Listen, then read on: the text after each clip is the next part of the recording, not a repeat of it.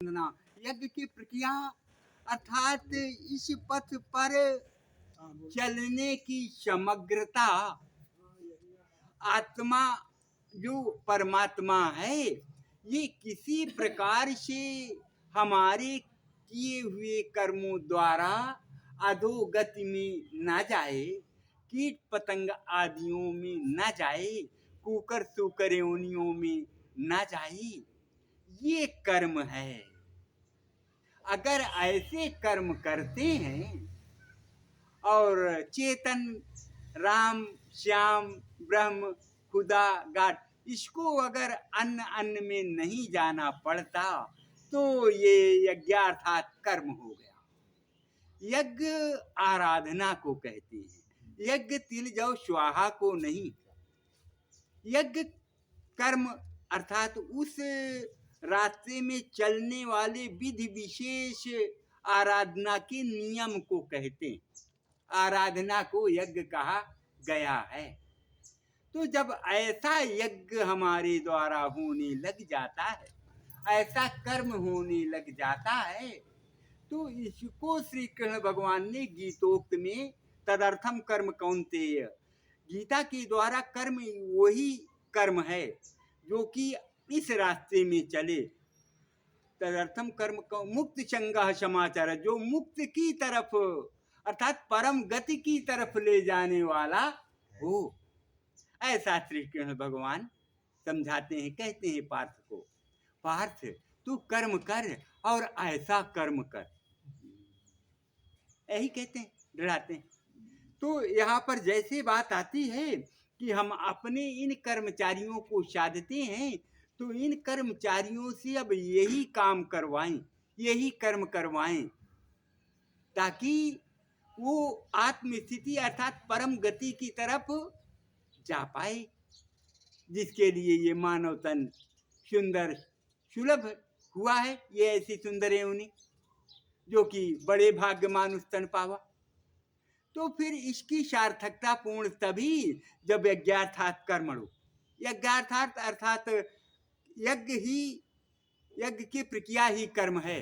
जब इस रास्ते पे करने वाला, इधर जाने वाला ही कर्म हो, तब फिर सुंदर कर्म बनी, क्योंकि ये परम गति की तरफ ले जाने वाला है, यही ना। और जितना यहाँ रात दिन कार्य का इतना तांडव हो रहा है, तो फिर ये बोले कि ये तो केवल बंधन प्रदान करने वाला है। जितना भी बाह्य का कार्य हो रहा है, जिसमें रात दिन हम आप नाक रगड़ रहे हैं, इस पथ की तरफ का छोड़ करके जो भी कर रहे हैं, क्या जीविकोपार्जन साधन वाला ये भी ऐसा बंधन प्रदान करने वाला, इसको तो आपने करना ही करना पड़ेगा, नितांत आवश्यक है, नहीं तो खाएंगे क्या। संत अगर अलग नहीं जगाएंगे, हम आपको कुछ बताएंगे नहीं, तो उनको भिक्षा कैसे मिलेगी। तो जो गृहस्थ में है वो खेती नहीं करेंगे तो खाएं क्या। जो दुकान दौरी रखे हैं अगर उसमें बैठेंगे नहीं, चार पैसा आए कैसे।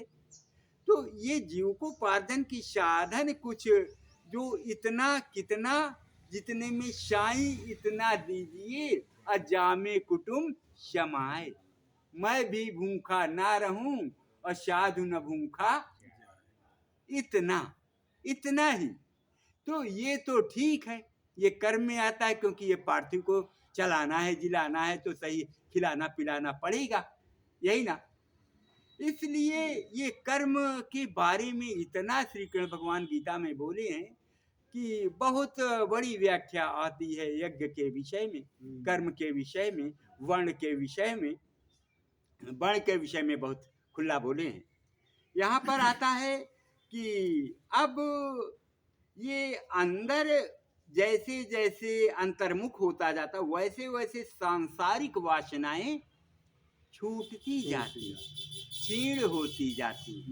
जब बाहर वाला अब हम आपको उद्विग्न नहीं कर पा रहा है, क्षणिक आनंद, अब जब क्षणिक आनंद की पिपासा क्षुधा लालसा जा रही है, अब नहीं हमें लपेट रही है, नहीं पिरो पा रही, नहीं उद्विग्न कर पा रही है, तो अब अंदर घुसने की सामर्थ्य बनने लग गई। तो जब अंदर जाने लग गए तो बाहर वाली वासनाएं अब हल्की पड़ने लग गई, क्षीण होने लग गई, कमजोर होने लग गई। अब अंदर वाली तटस्थ होने लग गई, मजबूत होने।